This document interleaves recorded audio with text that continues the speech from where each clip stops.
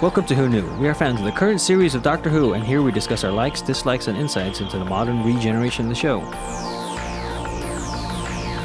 Subscribe, review, and listen to us on iTunes and Stitcher, or our YouTube channel, youtube.com/WhoKnewPodcast. All our episodes are on WhoKnewPodcast.com. You can leave comments there, or email us at WhoKnewPodcast@gmail.com. We also have an Instagram and Twitter account. Tweet at us at WhoKnewPodcast, and find us on Facebook. Today's episode is episode 12 of season 5, The Pandorica Opens. When Vincent van Gogh sends a warning to the Doctor, it sets in motion the events that will end the universe. Silence will fall. This episode is written by Stephen Moffat, directed by Toby Haynes. It originally aired on the 19th of June 2010 and was watched by 5.38 million viewers. Hi, this is Eugene. Let's introduce ourselves. Hi, this is Frank. This is Brian. This is Josh. This is Kelsey. Hello, this is Auburn. Hey, this is Heather. In 1890, a distraught Vincent van Gogh creates a painting with a message for the Doctor. In 1941, it is in the hands of Winston Churchill, who tries to phone the Doctor, but the call is diverted to River Song in 5145. She breaks out of Storm Cage prison and into the British Royal Collection to steal the painting. On the Tardis, Amy is pondering the engagement ring she found in the Doctor's pocket when he decides on a whim that they should decipher the oldest writing on the oldest cliff in the universe, just for fun. On Planet One, they step out of the TARDIS and read on the cliff face, "Hello, sweetie." I didn't catch that the first Where do we even begin? So I'll get us started. Good luck.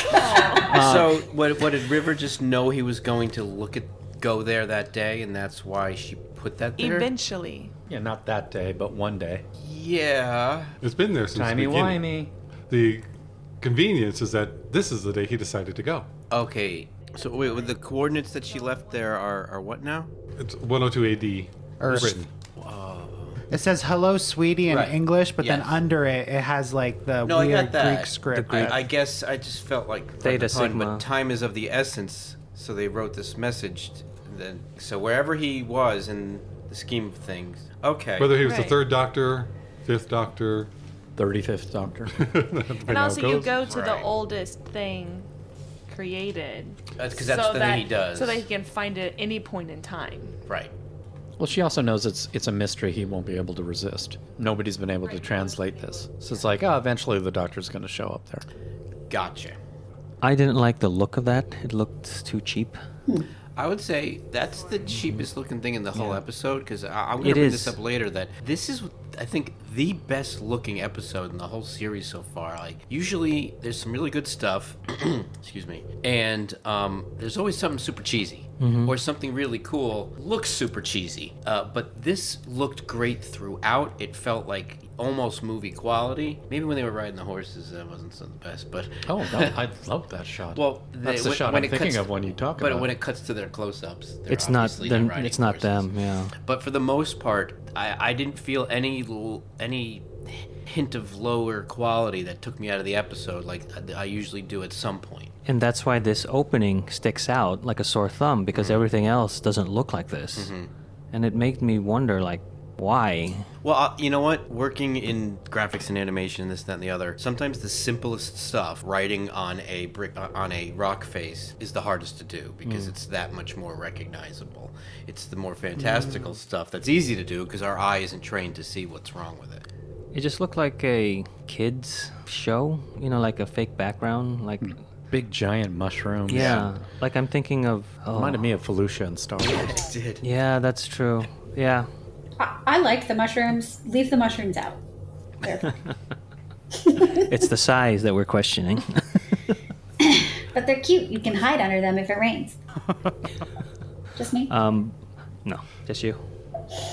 I think this episode has some of the best dialogue. There are some lines in here that are just amazing, and like even during the season 5 greatest hits montage, I love it when River gets on the phone and says "Doctor," and Churchill just says "No," and neither are you. And then the fresh off the wrist of a handsome time agent. I said off the wrist. So I like all the callbacks that we get in this. Do you have a list of them, Eugene? I know we got to see the Queen from the whale episode. Yeah. Yeah. So that's where I assume Liz that's where the 10. library is. Yeah. Yeah, the beast below, but I want to know, are they still on Yeah. UK? I don't think Shit. it's important to know. It's just, It's wanna it's, know. it's, Wanna know. geeky, yeah. like- because it was Well, it was yeah. a stone. I don't think they were. I wanted to believe that they were, but then I was reading up on it and it was like supposedly it was like 2,000 years afterwards, and that's you see that Liz 10's now starting to have gray hair and all this kind of stuff, so they could be back on Earth because the set itself is a stone set. They're not on a spaceship set. right, it's not like... You liked seeing the companion with Churchill. Yeah, the scientist. robot. Bracewell. Bracewell, Bracewell. yeah. And Churchill and Bracewell wasn't Matt Smith's season. Yes, it was. Yeah, it was. It was? It was his third episode. Yeah. Oh. So back to the cold open. It opens with Vincent van Gogh, which is Vincent and the Doctor. And then the painting goes from there to Winston Churchill and Bracewell, and that's Victory of the Daleks. And then from there it goes to River Song in Storm Cage. But then she breaks out of that. Well, that could be a reference to Time of Angels and Flesh and Stone. And then that then takes her to Liz 10, and that is from The Beast Below when we met her. And then that brings us to the Doctor on Planet 1.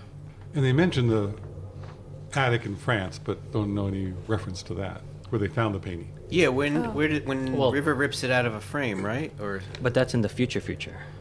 Yeah, just somehow the Van Gogh, oh, she rips it out. because Van Gogh's in Paris, so Yeah, but that's a fanfic waiting to be written about where yeah, that... very much so. But remember, Where the it's like they painting went. couldn't have it be sold to anybody to Right. get it over to England because Van Gogh's paintings weren't sold. So it was just kind of like got thrown into a attic somewhere. And I think a lot of Van Goghs were discovered that way. This opening sequence, though, it reminds me of Close Encounters of the Third Kind, where it's a rolling like hook, where there's several things that happen, like the planes appearing, and then that leads them to the scientist. I think is that Truffaut? Who's that? Yeah. Oh, the Yeah. the actor Yeah, who and was... yeah, and then he goes and it just keeps going. Like we don't know what's going on until the very end, and then you see the painting. Later on reminded me a lot more of Close Encounters of the Third Kind. Yeah, later on, yes, but that this one was yeah. definitely boing. Oh, I guess we talked about the scene with River Song and the blue guy, Oh yeah. Is he the Moldovan? Dorian? Maldovian. From Maldorian? He's Isn't in his ano- name Dorian? He's in other episodes. I Yes, recognize. this is his first appearance, though. Oh, this is the first? Is his name Dorium Maldavor? I think that's what his name is. Or the blue monk. Yeah. That is the first time we see him, and that scene reminded me a lot of Indiana Jones and the Temple of Doom with the poison. Yeah. And that was supposed to be Jack's hand, people are speculating? Oh, I think they had fun with that. It isn't Jack's hand, but they had fun with it. Because Captain Jack's, manipulator never worked that well. That's coming up.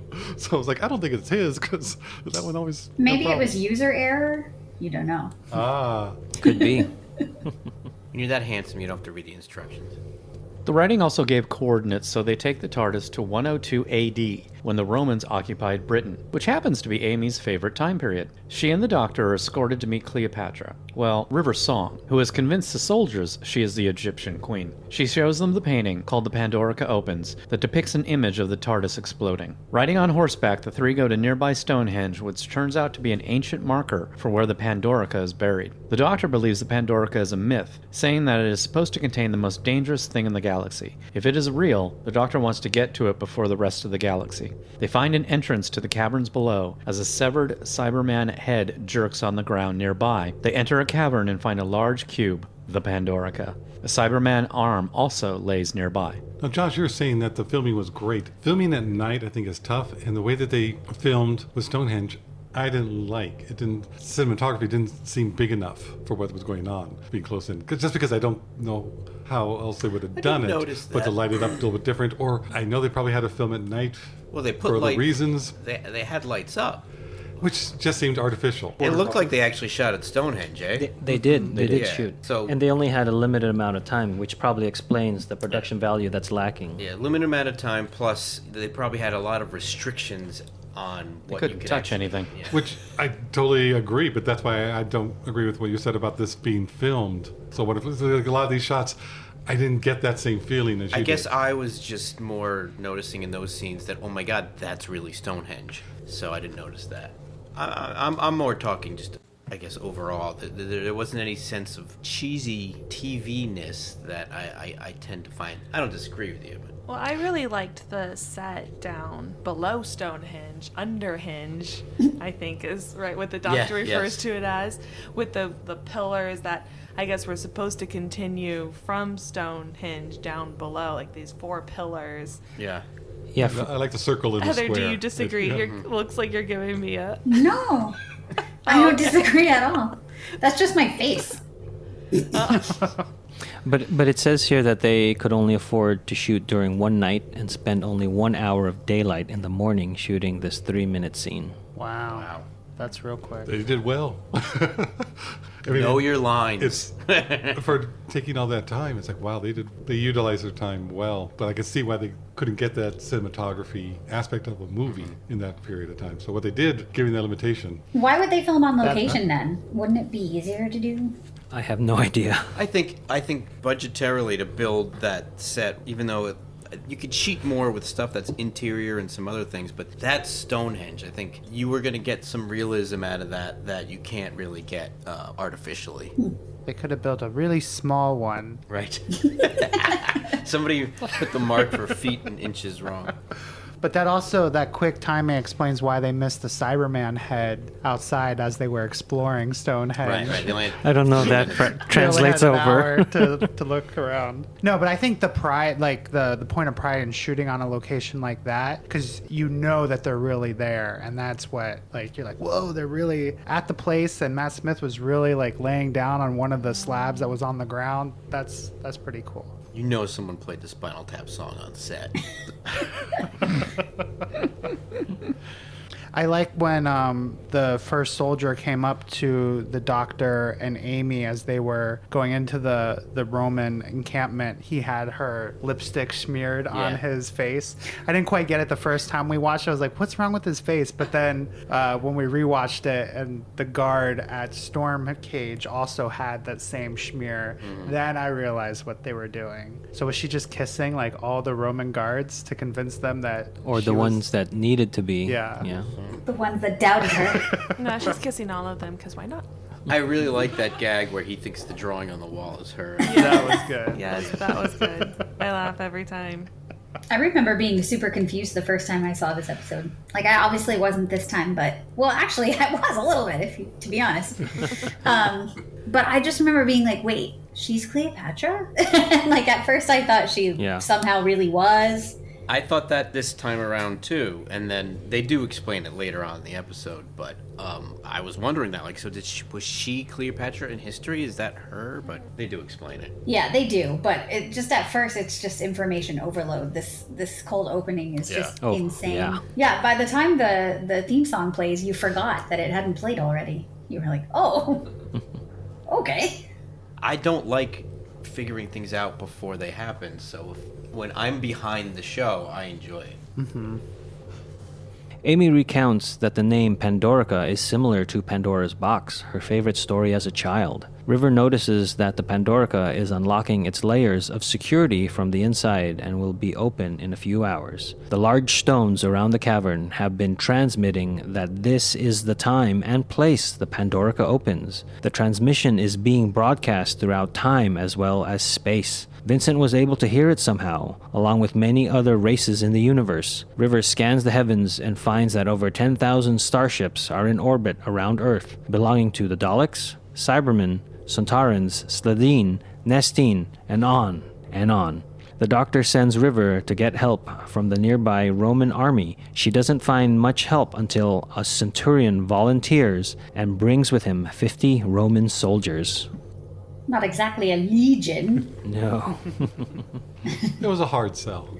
I think Alex Kingston did a great job of establishing the urgency and the immediate, the tension, when she's going from pillar to pillar, and all of the tension in this whole episode is really played nicely with all the acting and people screaming and yelling to the doctor, this is going to happen, what if this happens?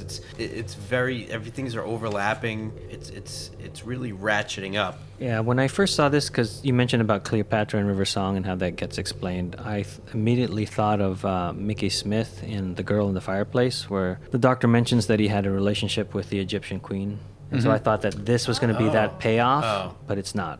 No, it's literally you wouldn't answer your phone. Well, That's why I'm doing all this. You wouldn't answer your phone. yeah. I like, there's that moment when after Amy mentions that this is like Pandora's box, her favorite story or her favorite book. And the doctor says, that's interesting. Never ignore a coincidence unless you're busy. And that reminded me of the 9th Doctor in Boomtown, where he's like with the Blythe Droog, we keep running across this bad wolf. Oh, well, anyway. When they first get down to the cavern and they're looking at the Pandorica, and there's like this legend to the Pandorica, and the doctor talks about the legend and kind of explains that, you know, the most fearsome creature is trapped inside, and he has this and everything that the doctor is describing himself. And I know that the Pandorica is meant for the doctor, and so when he's describing the legend, I was like, you're describing yourself, and it all fits. It all fits. Someone dropping down from the sky at the moment's notice. You know, like, was it being bathed in blood? Like, all this stuff. That's another. The blood of millions of galaxies. That's the another example of great lines in this, and he's just, and the way he reads it too, where he's looking at the Pandorica and he says a goblin, a trickster, a warrior, some nameless terrible thing soaked in the blood of a billion galaxies, the most feared being in all the cosmos, who would just drop out of the sky and tear down your world. And then I love the bit of misdirect that they give a little while later, where Amy says, well, what stopped it? And it's a good wizard tricked it. And River says, I hate good wizards. They always turn out to be him. Mm-hmm. And, you know, that's a misdirect because it's the exact opposite. Did anybody remember figuring it out on their first watch? No. I did not. Don't think I figured I it actually out on my first forgot watch. and was watching this episode today, totally forgetting that he gets put in at the end. So I was right along with the episode, thinking it was great. It never even occurred to me that there was nothing in the box. That's true. Yeah, you thought something was coming out. It's like, no, it's just getting prepared for this whole story. It's the beginning of it. I also got a little confused with what happened in future episodes when what's in the box in future episodes. That's kind of what I was expecting because I couldn't quite remember. But the mystery of the box is his mistress. I mean, just watching him slowly caress the box and talk to it softly. Hello, have we met? Mm-hmm. That's one of his we have lines. met now. I know. But the way he Go says ahead. it. No, I'm done. It's like, hello, you, have we met? But I kept remembering another time when it opens. Someone's inside. But so I kept trying to figure out, like, how is that going to happen? How is that going to happen? But I was thinking ahead. Yeah, that's what I was thinking. I can't find it, but the 7th Doctor, I think, posed as Merlin at one point, and I think that's what that reference reminded me of, where she said wizards turn out to be him. Anyway, I have it written somewhere. I'll find it. Here, I found it. River says that she hates good wizards in fairy tales, as they always turn out to be the Doctor. The wizard Merlin in Arthurian legend was, in fact, the 7th Doctor in the story Battlefield. Battlefield Earth? Battlefield Gallifrey. I did like the way that River explained things to Caesar. You know, what must the barbarians think of you? You know, to give him that point of, you're the superior being coming to these others. It's like, it's just switched. So now you can get it, that you can't battle these others. They're that much more superior than you are. So that was a good way to put him in herself the place. is more superior to him. Right, but I think just That's putting what him she's saying. in that information, rather than saying something's coming, immediately it seems like the bravado would kick in, we can handle whatever comes. So to put that in his mindset first, I thought was a great He bit used of his writing own words against him. and a great bit of identity for him. I think this one also had another great line in that they come up to see what's going on, and that's the Close Encounters kind of idea. That's starting going with all the lights. But she's pleading with the Doctor that everything you hate is coming here. Everyone that hates you is going to be here. For the first time, run. She's telling the Doctor, which, you know, the first line the Doctor had with Rose way back when, run. Run where? Fight how? Exactly. That's what I thought was great of that, just quick dialogue. That was also a really good moment to see the difference between the location shooting and the on-set shooting, because I think they run out to check upstairs and we see them on their way to the stairways, which is on a set. Well, that could be, I don't know, like, I'm not really clear on the geography of Stonehenge at that point, but it just looked like they're running from the side of the screen instead of running from under the ground. Because there's not steps at the actual Stonehenge. There's no hole that they could run up. up, so they just are running like around a rock or running in a circle. But it cuts together really well. It cuts together. They had forethought of that when they were in production. Okay, we're got to run this direction and then run from this direction so that it cuts seamlessly, because we can't actually show our actors running from underground to above ground. But it felt outside, because also even just the wind is light enough and changes radically enough with the hair that there's a natural flow to it. With a lot of times when they're trying to do it on set, it doesn't come off the same way. There's a shot where there's just sweat dripping down Matt Smith's face, and I was like, was this day for night? That could have been the light on him, though. Could have also been the rain. There's a couple shots where you see it was raining a lot. Okay. I also like that about stuff shot in Britain, because it's raining so much that it always adds a nice little atmospheric. Like at night, I think some of the backlighting to the Doctor, you could see a little bit of it, but it always adds that extra feeling of like atmosphere and just Britishness. Britannica. Yes. While waiting for River to return, Amy confronts the Doctor about the engagement ring. He says it belonged to a friend of his who is gone now, but nothing is ever forgotten, not completely, and if something is remembered, it can come back. He then confesses that he lied to her the night she first traveled with him. There was a reason he picked her. It was because her life didn't make sense. A house with too many rooms and a crack in the wall. Suddenly, the severed Cyberman arm shoots at them, and the Doctor is stunned unconscious. Amy fights off the severed Cyberman head until she is hit with a tranquilizer dart. The body of the Cyberman walks up, picks up the head, and reattaches it. As the drug starts to take effect, Amy fights it off and falls into another room. The Centurion shows up and kills the Cyberman. He removes his helmet, and it's Rory. Amy succumbs to the tranquilizer dart. So looking at this now, was that a ploy that the pieces of the Cybermen were around, like to make it seem like it was out of commission, when in reality it was just lying in wait? Again, I didn't really remember what happened in this episode, so I was waiting to find out there was a battle there, the Cybermen lost, these are some remnants of that. But now I'm thinking like that was just their plan, to make it seem like that's what happened, so the Doctor didn't make any note of it, then the thing puts itself back together and attack. Yeah, could be. But the Cyberman doesn't make any other sense besides what Josh said, because being decapitated, okay, the head might work because it still has a human head part of it, but the arm shouldn't. It's robotic. It had it in the past. So it's just sort of like, this is a new type of Cyberman that we really haven't seen. It's a new upgrade. Maybe.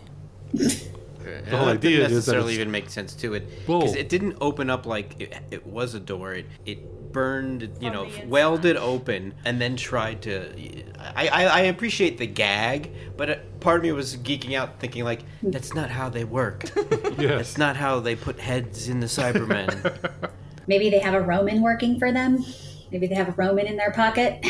But when the Cyberman arm is just firing and then the Doctor and Amy take cover, I love these lines here. The Doctor goes, "Gotta draw its fire, give it a target." Amy responds with, "How?" The Doctor, "You know how sometimes I have really brilliant ideas?" "Yeah? Sorry. Look at me, I'm a target." The way he just flails his arms, it reminded me a lot of the Vincent van Gogh episode where he leaves and he goes, "I'll be back in a minute." And he comes back real fast and just screams, and then Amy screams. Also reminds me of the line that you referenced another time. Just lost it. When he says, "Target." Crud. Sorry. He says something like that, and you just were talking about it in our last episode, where tell me everything. Vampires of Venice. Yes, in Vampires of Venice, when he says, "Tell me everything." And one day that'll work. Right. The cyber body parts, they look great. Like the head with the little like tentacles like an octopus, and then the body. That's about when I started to notice, because I was expecting for one of those shots to look bad with the tentacles, because they didn't make it look like an octopus where it was really prehensile. It still looked like wires. None of those shots looked bad, and I was really impressed. Even the decapitated cyber body with just the one right arm. I know how they did that, but it looked good. And then him attaching the head back on, and then the tentacles kind of like pulling itself together. I like the Sam Raimi kind of feel of Yeah. the Cyberman Yeah, head yeah, and the yeah. tentacles, like Evil Dead, those roots. Like it was very much like that wrapping around Amy's legs. And then the head that was the tentacles that were like binding Amy's arms almost felt like a 3D movie gag, like because it came right at the screen. And if you were wearing the 3D glasses, you would expect that to be like that whoa moment where it puts you back in your seat. But yeah, that was all really done really well. But the big thing, Rory. Yes. Oh yeah. He's Waiting back. for this moment. I like how he was backlit at first. You didn't know it was him, but Yeah, you saw him as Watching a Centurion. second time, you can hear it's his voice. yeah. He looked so dashing when he took off that helmet. Yeah, because he first comes on when he's volunteering for the mission.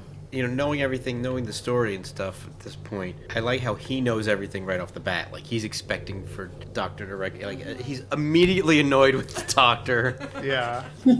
The comedy between them, I think, has always been brilliant because Rory's an odd combination. What's his actor's name? Arthur Darvill. Arthur Darvill. Of the straight man and the comedy relief at the same time, because he's always understated compared to the wackiness, but then what he's doing is also funny. Good on you, Arthur. The piece of music that when Rory as the Centurion catches Amy, I like how it's used there, but it's used earlier when Amy holds the engagement ring from the Doctor, and that track is called The Life and Death of Amy Pond. And I like how you get that little bit of a melody when she's holding the engagement ring, and then when Rory catches her as she's like falling asleep from the trank dart, it's kind of more full in the movement of that piece of music, and then it gets used later on, and it's, I think, even more powerful as it keeps getting used in this episode.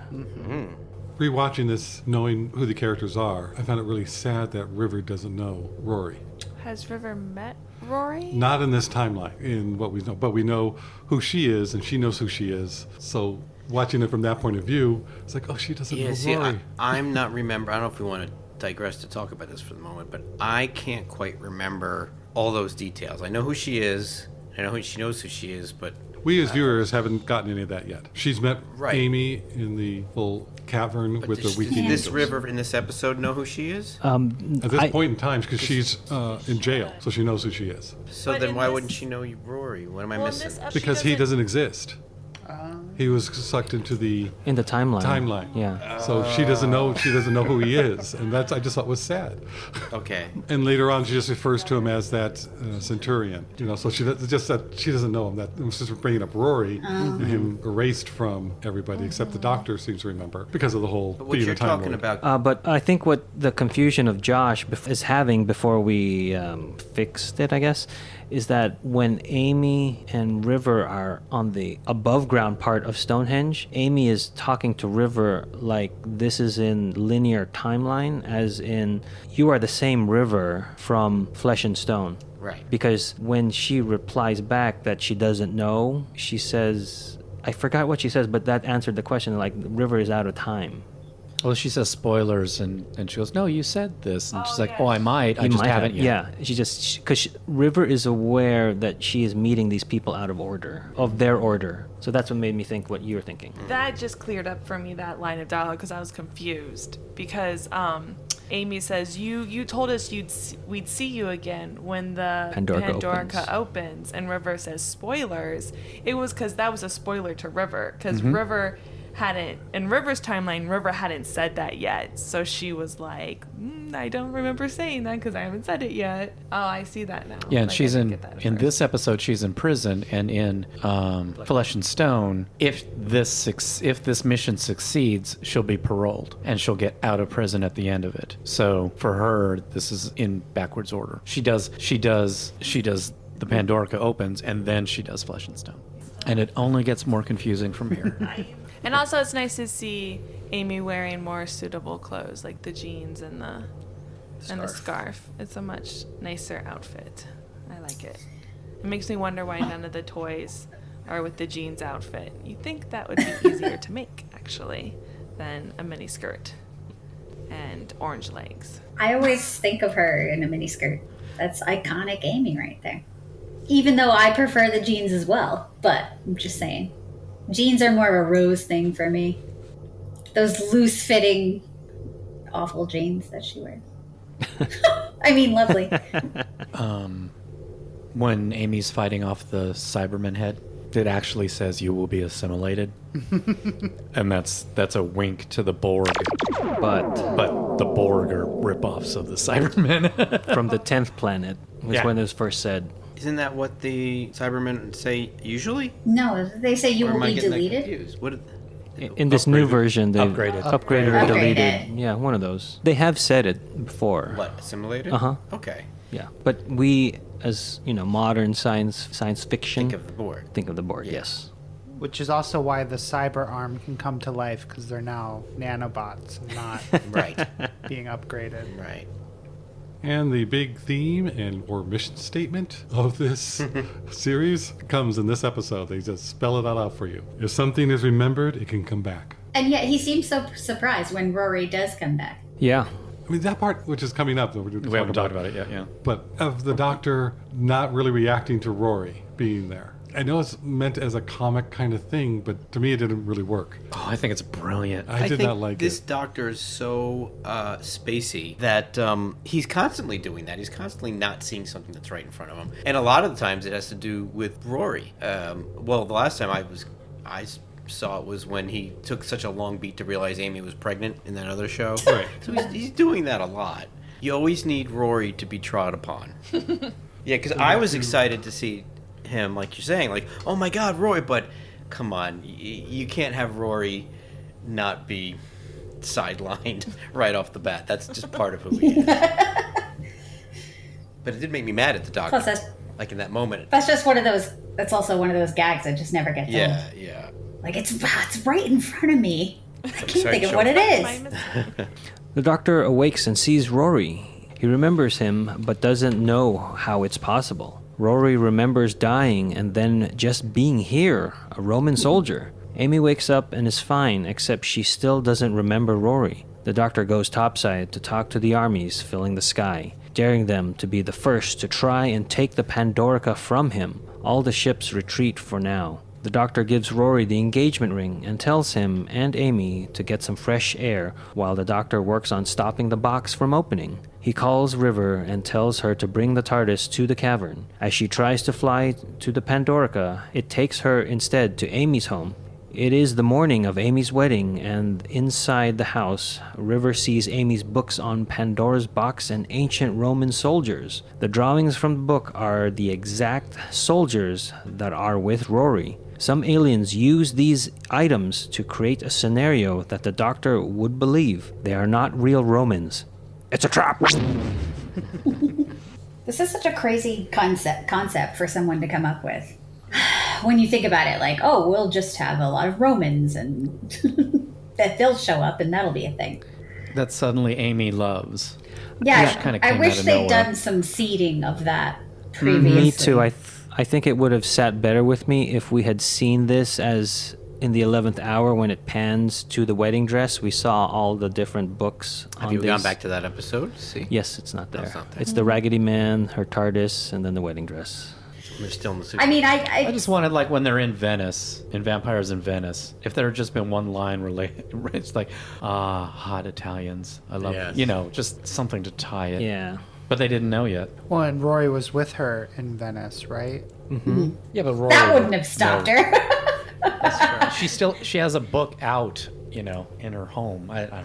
But it's a It came children's out of book. nowhere. What? Yeah. Why would it even have been out? Well, that's because they ransacked the home, right? Like the door was off the hinges. Right. Yeah. Oh, that's true. Somebody had been searching throughout the building. Yeah, so who ransacked the house? The Daleks, the Cybermen, somebody. I Bridget thought Dune. I thought that they got all that stuff from her memory. Like, Maybe They they use need a to psychic connection stir in it the up house. to get all the psychic dust. Yeah, that's something that they just threw Stir. in there, which made no sense. The Doctor said that the houses hold psychic energy. That's why there are ghosts. He's just saying that they're taking things that she liked as a child and Right, using I that just to thought it construct was something more- that she would know, so she would feel comfortable with, that the Doctor would feel comfortable with, and then they had to go back in time to set this whole thing up. It just seems so random still, now that we're talking about it. I just don't find any way to explain it for myself. that it's not random. When River says in Flesh and Stone, I'll see you when the Pandorica opens, is Amy around to hear that? I mean, it's like, even it's like, well, it sounds like Pandora's box, you know, but it doesn't happen. Yeah, see, these little things would have made this sit better with me. Which, by the I way, agree is with a that. Greek thing, and so... Well, she has broad interests. No, I'm just saying, like, you couldn't even justify that the Romans were there because they were connected to the Pandorica, because it's Greece versus Italy. I don't know. That's why I brought it up in the first place. Is I've always thought it was very random. Yeah. I had a hard time connecting with it because I was like, what the hell is going on? I don't understand what's going on right now. Like, I do understand, but I don't at the same time. I don't know. It's like somebody picked something out of a hat and was like, we'll do this. Yeah. Yeah. And I think that's one reason I didn't like the season when I first watched it. They didn't just pick a random common person in Amy and bring out something special in her. You know, like the other Doctor has done with Martha, Donna, Rose. It's like, what is special about you that we can make better and make you a better person, better, you know? This one is like, oh, it's predestined that she has to be the one, because it always was, and that's why he chose her, because there's something weird. Basically, all the other alien races got together and said, how can we possibly get rid of the Doctor? They came up with the plan. So, okay, we need to find something from one of his companions' lives. So they go and they find the information, they take the psychic energy, they build the Pandorica, they set the trap. So to me, once you know what's happening, it's not really random. It's just, we're just seeing it from our side because we're falling for the trap. Whereas their side of things, it's actually quite 1, 2, 3. Yeah.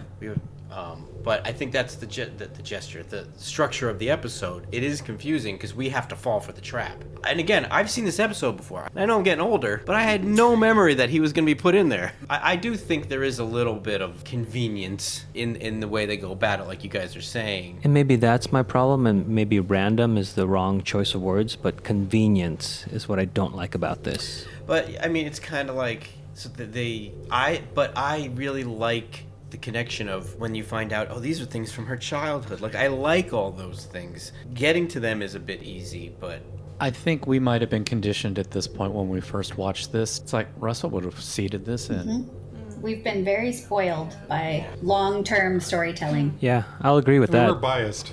I thought the scene between Amy and the Doctor when she wakes up was a lot of fun. I mean, she comes in all drunk, kind of just bypasses Rory, not even caring, going up to him so he can check her out and do the And I don't know if Matt broke character or not, because it just seemed like it just for a little second when he's like, oh, it's just regular knockout drops. She'll be fine. So go upstairs and get fresh air. And he's kind of laughing at it because I don't know if it's her face that he's looking at her and just her face. I'll look just at that doing some again. good work. She's you know. high. Right. But it just looked like he broke for a little bit just laughing, but going with it, it seemed so natural. It was really, if it didn't break character, it was perfect. I loved it. I will say Arthur Darville's performance in this episode is fantastic, though. Just everything that he's going through in such a short amount of time, too. The way he reacts to the moments you're talking about. It's funny and heartbreaking at the same time. And the Doctor throwing the ring at him. Oh, just shut up and go up there. Right. I'm kind of curious to know what everybody thinks about the speech. I liked the speech about the Pandorica legend better. You mean when he's yelling at the aliens? When he's yelling at the aliens. I think it's grandiose, but that's exactly what is needed for what happens next. Like, that's what he says in his speech is the whole reason that he's put in that box. Yeah, it's that makes it kind of better on the second viewing because you're like, oh, stop. I know, you're like, stop talking. And the whole thing too, like, it's almost knowing what happens at the end when they're all circling and it's dangerous. Oh no, they're going to attack. No, they're like make believing they're going to attack, or they're just biding their time. They're totally playing him. See, and I didn't particularly like it until the last line, and then it was like he's so over the top, and then he's just like, let somebody else try first. I was like, that's a really good line. Now, I mean, the reason why I brought it up is because if you see like compilations of the greatest Doctor Who speeches, they throw this in, and I don't know if I would throw it in, but I just love the fact that he's like, just let somebody else try first, and then he immediately is like, well, that bought me a half an hour. He knows it's not going to work, but he's like, I'm just stalling for time right now, you know. And who is it? Is it Rory or Amy or somebody's like, well, what are we going to do in half an hour? It's like, there are flies that live for 20 minutes and they don't even mate for life. We can do lots of things in half an hour. So I like the fact that he does this big speech knowing that it's just a stall and it's only going to work for a little bit, from from the doctor's point of view. Let somebody else try first. It's like, yeah, you scare those armies away. I did like that aspect of it, that last line. But before that, it was all just bluff. Yeah, it was very much just bluff. overly done, which I didn't like it the first time. I'm opposite of you, where I liked it more this time, where it's, yeah, you're just being a blowhard and bluffing, and you're playing to the wrong audience. They're working together. You are just so above everybody else, you don't see this. You are missing this thing. And that I kind of liked, because when he gets that way, I don't like the doctor. You are great, but you don't have to be arrogant about it. And this is total arrogance coming out of him.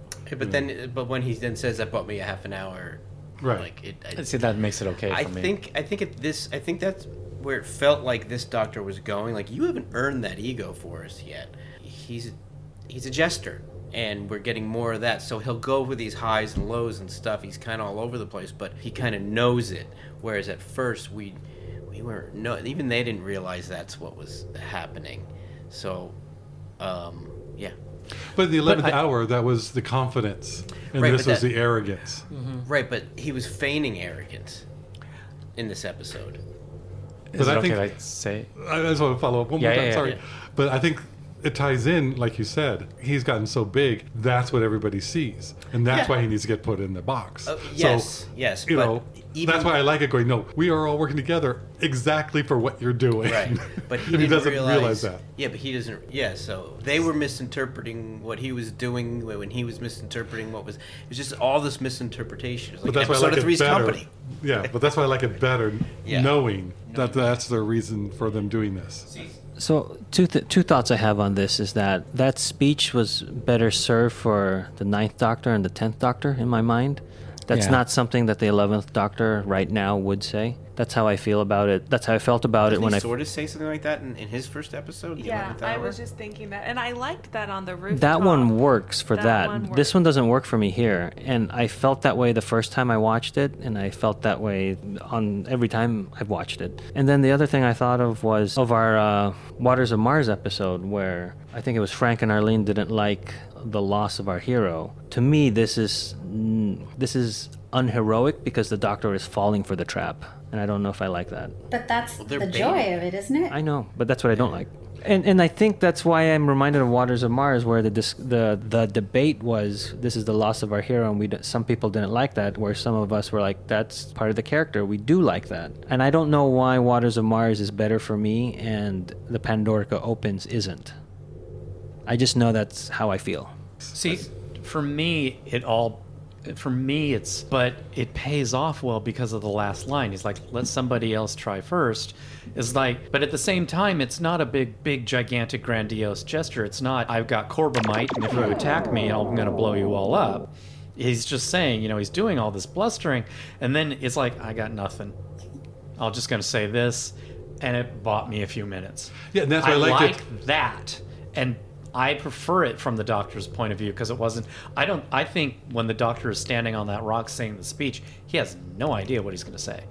And the shot of the spaceships are just great. Yeah, I was going to mention that. They look awesome. They look so good. And So- you just kind of sit there and go, all right, there are the Santarans, and there's the Dalek ship, and there's the Yeah. Jadoon. Yeah, from me going to not liking this speech to looking at the visuals, I mean, they even add that little like camera shake or... Oh, when it goes past. Yeah, when it goes past. Yeah. It's just great. Love that little added detail. I like the audio work on the spaceships. There's one that sounds like a locust or something. Oh, yeah. I don't know if you guys ever remember that in the summer, like that sound, but we had just come from an area of the country where that is what is outside all the time. Well, that and so- cicadas. Yeah, the cicadas, yeah. And so that one, I don't know which species it's from, but they play that sound a lot. I'd maybe say the Sycorax. They look the most insect-like. Sure, I'll buy that. Right? But I did like on the book for Pandora's box, it was the Pandorica. I mean, I Yeah. love that, having that same design. I just thought that was a nice touch. I will say the books that they took all the information from looked really good. Like they looked like actual books. It didn't look like it was just for the show. Even though that centurion looked exactly like this, if it was Caesar or whoever it was, looked like the actor. Maybe they didn't make the books. Maybe they cast actors who look exactly like a book that already existed. I do have to say though, if I were Amy and that were my favorite book growing up, Pandora's Box, that specific copy is my favorite book. The instant I walked into that cavern, I would go, "That's Pandora's Box." I mean, I would immediately associate it with, because, at least for me, I mean, I'm so into books and stuff. But I mean, you can kind of get away with the Romans because she never sees the head guy. But then when she sees the Pandorica, she should go, Wait. Pandora, Romans. Why is my book coming to life? The thing is, Well, she does say this reminds me a lot of Pandora's Box. So there is like, it sound, she's like, oh, the name sounds familiar to the Pandora's Box. But it's also the evilness inside. True. It's one thing to hear these words. I think this is what you're saying. It's another thing to then see the exact thing that was in the book. That is on the cover. The visuals that was in the cover. Like, the Pandorica is on the cover. How many times are you on the highway like, oh, my dad used to have a car like that. That's weird. Oh, and there's another one. But to see the exact design on the book, the exact centurions. But it goes back to what Auburn was saying. The house was ransacked. The but books still were buried somewhere else. She had not seen them. It was like from when I was a kid. So that was, I don't know, man. 10, 15 Your years ago, favorite she book. may not. I remember Go Dog Go. If I see or Dr. Zeus, if I saw the Lorax walking down the street, I'm gonna know what that is. And I'm with Josh. If that's your favorite book, you're gonna remember it.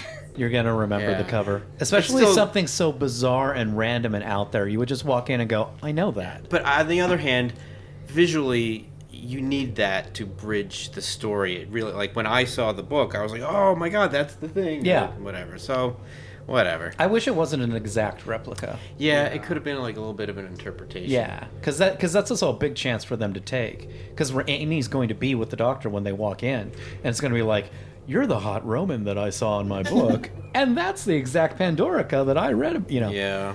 Plus, also, it's like all the evil things that are inside Pandora's box. That's true, but the point of the story is Hope was inside the box as well.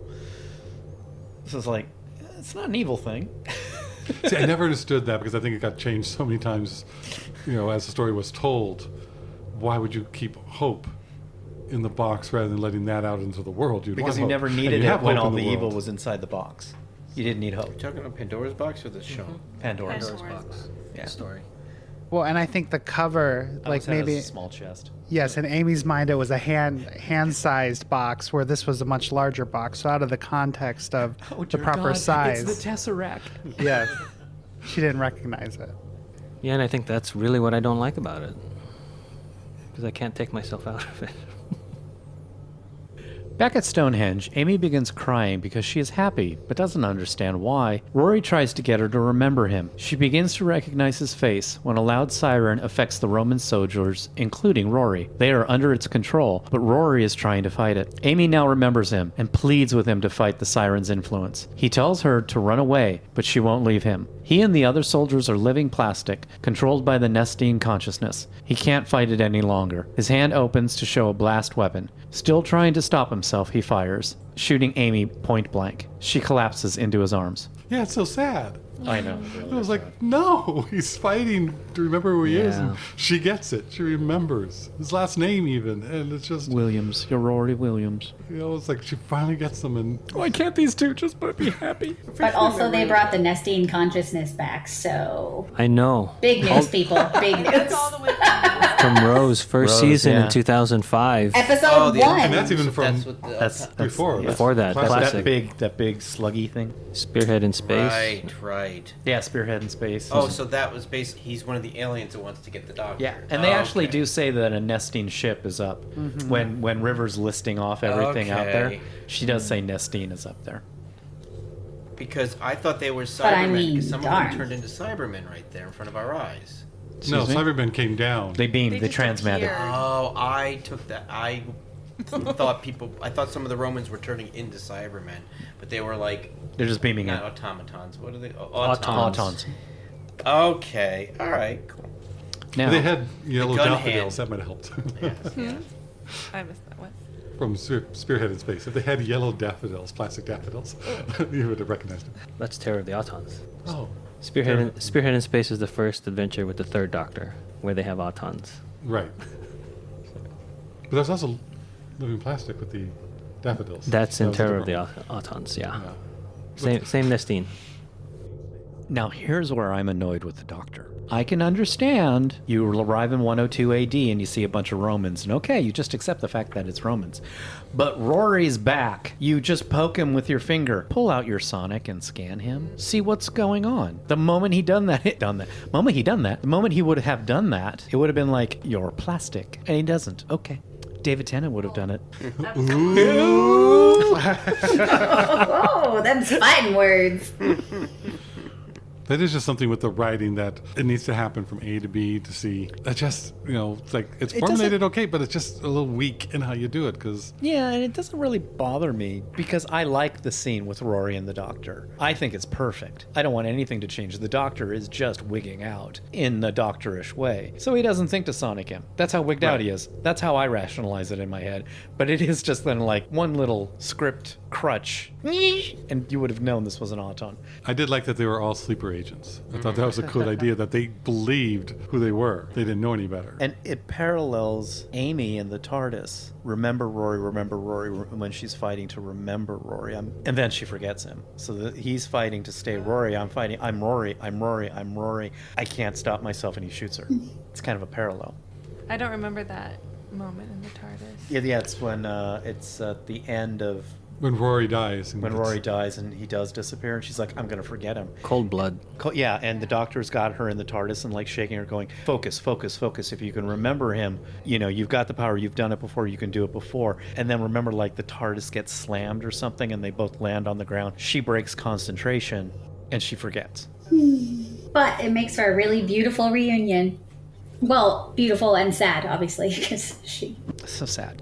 I know we've mentioned Rory here. Has Arthur Darvill won any awards? Like, do you know, for his acting? Because this whole season has just been great with him, and this point. You mean ever? Ever, yeah. Oh, just this. I mean, I don't know. Like, I've his seen struggle. Even on Broadchurch, he was really great on Broadchurch, but it wasn't a role that gave him much. Like, I think this show gives a lot of people a lot of depth that a lot of shows don't, and it doesn't get really looked at because it's Doctor Who.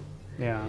And when a lot of people who are great on a television show, we've seen it in a lot of ensemble casts, get put in the spotlight, they're not really given the material. There was something about the material of being in that ensemble that made it all work, but them on their own, it's not that they're not good actors. It's just that the dichotomy of things going on aren't there for them in these other projects. I'm specifically thinking of David Caruso when he wanted to do his own thing from NYPD Blue.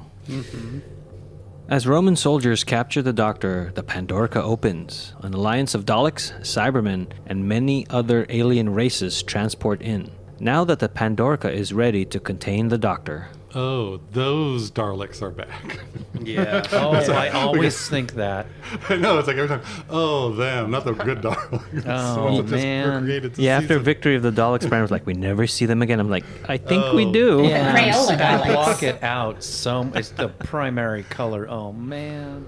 It is the Doctor who is responsible for the cracks in the universe, and the Alliance is trying to prevent the explosion that caused them. The Doctor pleads to be freed so he can stop the TARDIS from exploding, but they don't listen and lock him in the Pandorica. Something takes control of the TARDIS as River hears a voice saying, "Silence will fall." It tosses her around before it lands, but will not let her out. She tries everything to open the doors. When she finally does, it's too late, and the TARDIS explodes. The stars go out, and silence falls. I see what you did there. Man, that boy is spitting a lot in that scene, let me tell you. Yeah. As we learn from Timothy Dalton, that's how you act. I thought that was Very distracting. Gary Oldman. very sad ending. I mean, Amy's dead, Rory's plastic, The River's universe dead. is destroyed. The universe is destroyed. It's like, where do you go from here? Yeah, and I'll tell you right now, I can't remember really what happens in the next episode. So I am crazily intrigued. That's why one reason when I texted you, I was like, "Are we doing both episodes?" Because I was like, I want to watch this right now. I mean, I'm not stopping you from watching I know, it. but I had to get ready because I'm sitting here thinking I don't know how they're going to get out of this. So. Also, here is where the piece of music, the life and death of Amy Pond, is realized when it's the slow-mo. They don't use the actual sounds. It's just a piece of music. And I thought it was just beautifully done in that regard of him, the doctor being put in and him kind of being helpless. And he still doesn't get it. He's like, so you came here to get me? To stop it? And it's like, no, you're the cause. But I'm the doctor. And he's like, look at you, all working together. You came to ask me for help? This is a machine that will. And boy, they pulled everything out of the costume. Yeah. So it's the Atraxi, Blowfish, Chelonians, Cybermen, Daleks, Draconians, Dravians, Hoiks, Jadoon, Nestine Consciousness or the Autons, Roboforms, Silurians, Slitheen Family, Centaurans, Sycorax, Pteroleptils, Weevils, and Zygons. What was the The one? Weevils, that was Torchwood. Weevils was Torchwood and the Blowfish was Torchwood. What was the one that was sort of kind of hunched over and he had like a Weevil with looked like a skull head, a really long horse's skull head? Weevil. What was that from? Torchwood. Okay. That wasn't the same. Was that from Love and Monsters that they were also? Was it the doctor and his companion like chasing the one through the? You're right. Oh, Hoiks. yeah, you're It's right. Hoiks. That was a Hoik. No, you are right because But that I is- recognized it and I never watched Torchwood. So. Yeah, I thought that was an interesting And it- one to be Yeah. so featured. Weevils are in there. Weevils are in there, yes. Yeah. And the Roboforms must be the They Santas. wobble though, but they don't. Fall. They don't fall down. I was gonna say that. You can say it. You can put it before them. That would have been funny to put a little fat Adipose. around there. I want an adult adipose. Can you imagine? That's what I want to see.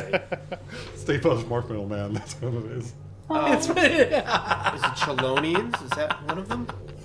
Chelonian. The Chileans? They're minor. Yeah, there's only From 13 a of them. shoestring country. Yeah, that's one. Didn't you say Is it Chileans? Chelonians? Because I was like, man, they're scary. I know about them Chileans. Yeah, the Chelonians are a religion that worships the turtles in Red Dead Redemption. That's funny. I thought it was great.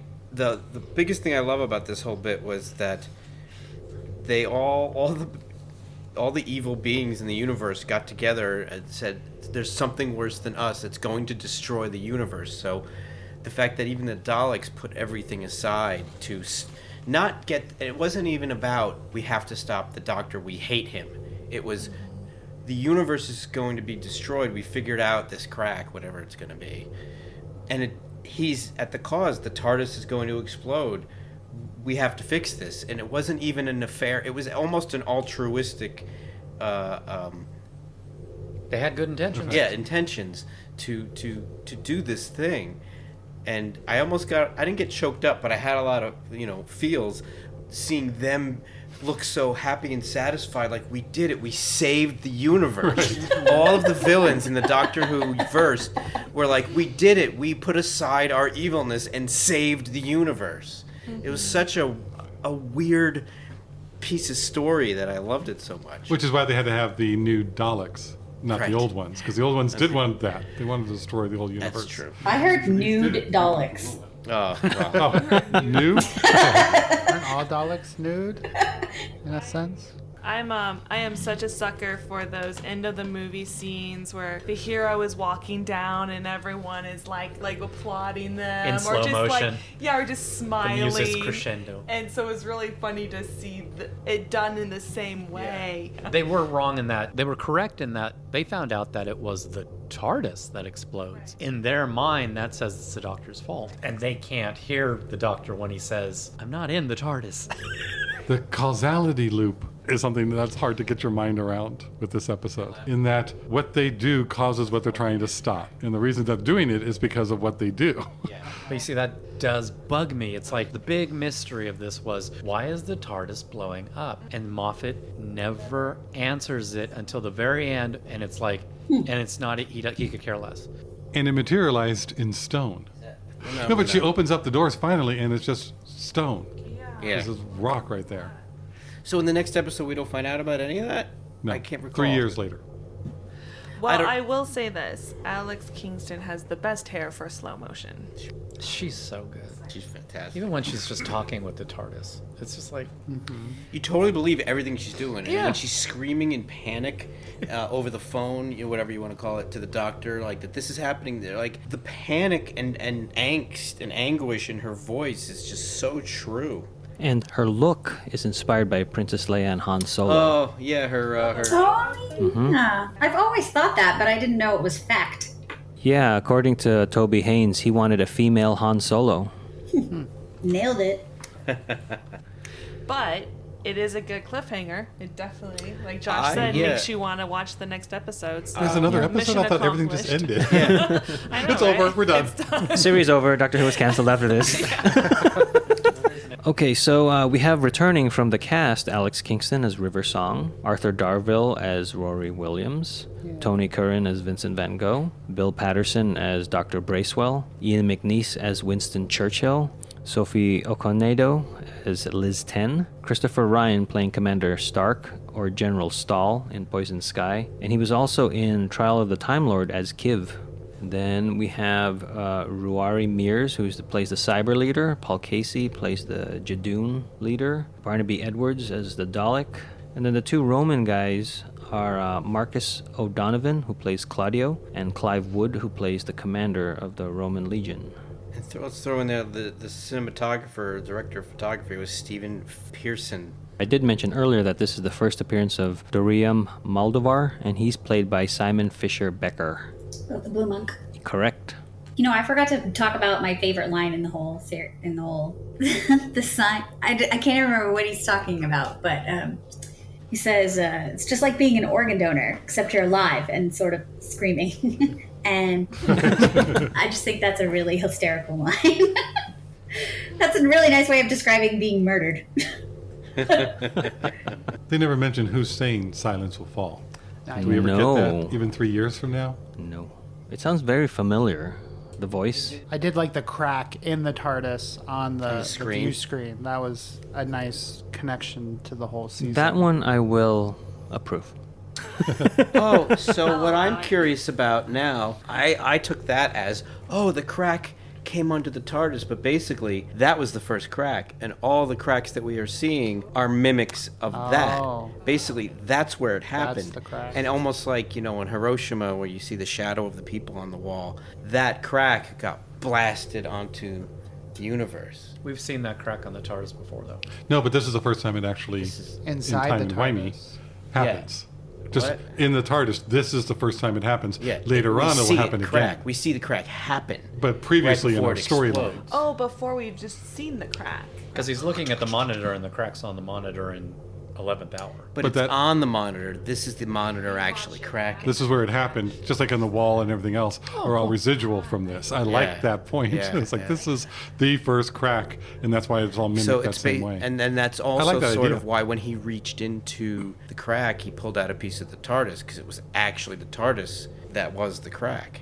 The Pandorica Opens. Who is this episode good for? Or more specifically, this episode is good for who? A new viewer, a casual viewer, a fan of the show, or a diehard?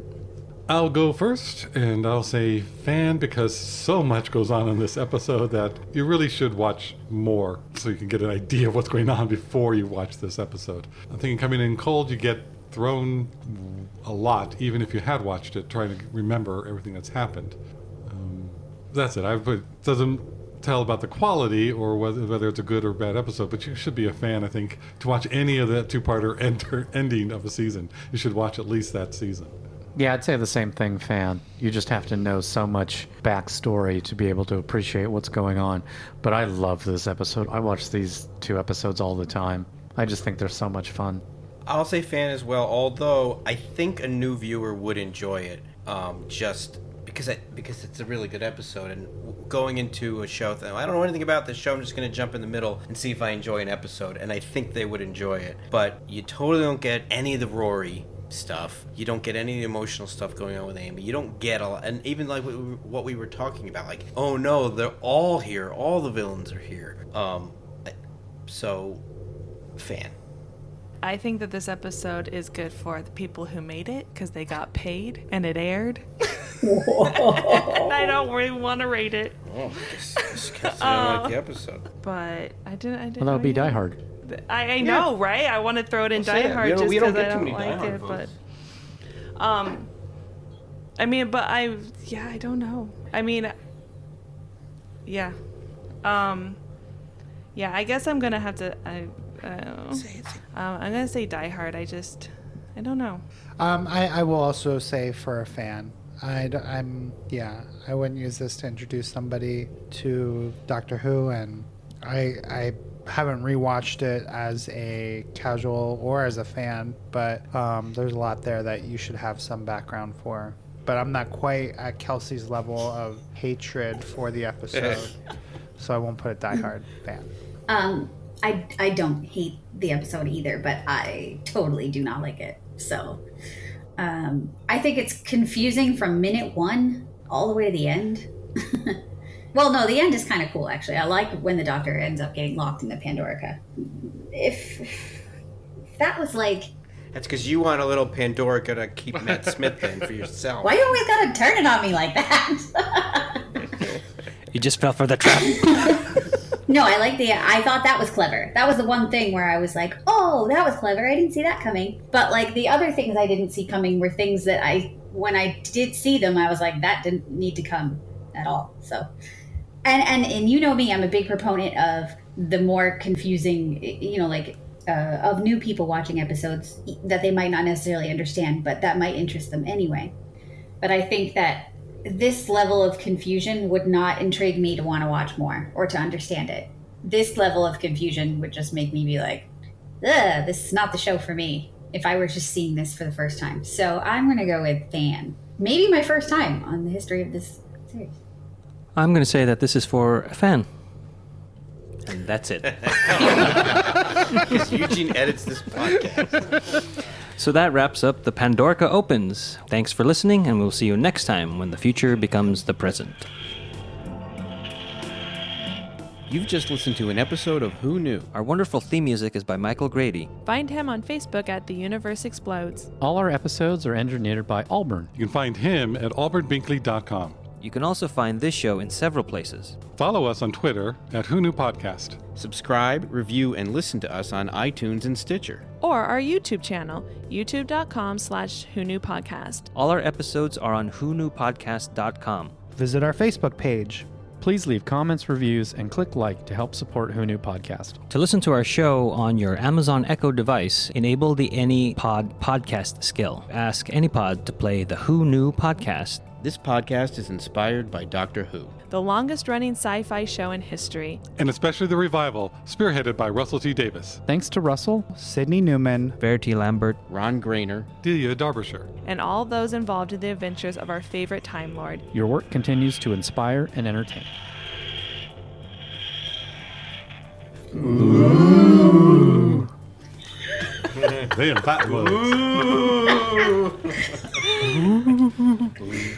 Scoop. Get her the mystery machine. Hang on a second, Heather. You got a low battery. Eugene's got to plug you in your You got battery. something on your face there. Yeah. It's a warning. Warning. There you go. There it is. I'm okay, guys. Thank you. Your battery is no longer low. No, I feel great. As your motivator, you don't have a bad motivator? No.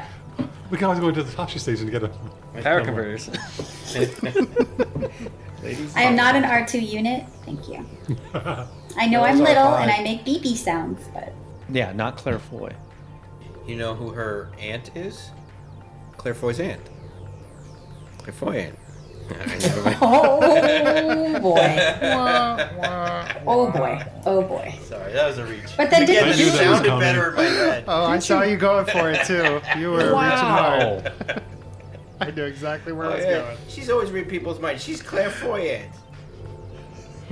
So, anyway. Sorry. This isn't Vampires of Venice. find anything, or should we go on? Go on. Rolling. All right. Rolling. Welcome to Who Knew. Give me a second. There we go. All right. Okay.